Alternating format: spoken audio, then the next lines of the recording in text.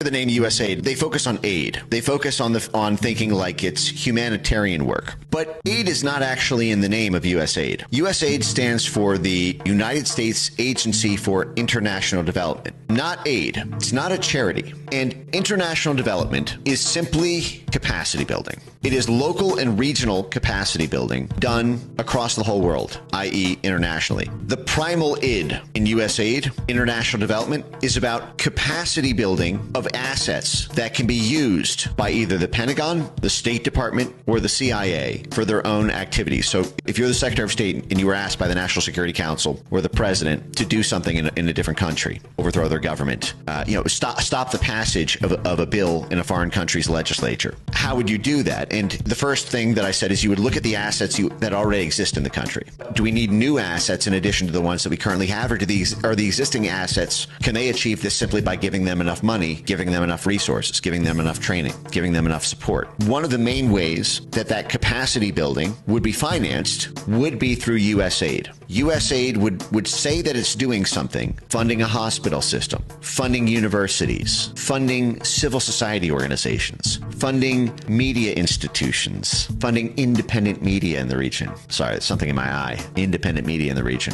on USAID payroll. And those institutions, those assets, would then be bigger and more powerful and more capable more capable of serving the State Department's goal, aka advancing U.S. national interests. USAID has a bigger budget than the State Department, over $50 billion.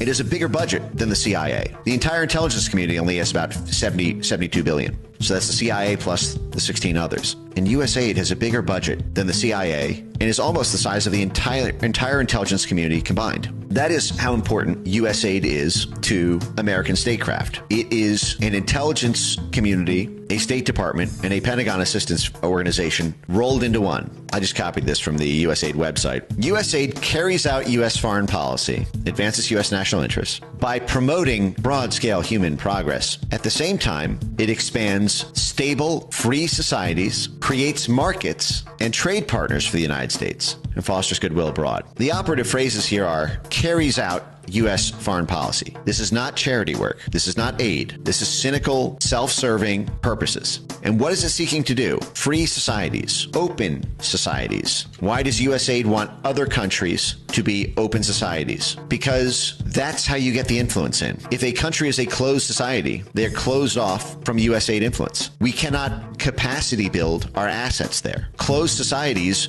box USAID out. China is a closed society. That is why we have not been able to topple the government of China, despite having tried for 100 years now almost. We have not been able to topple Putin from Russia.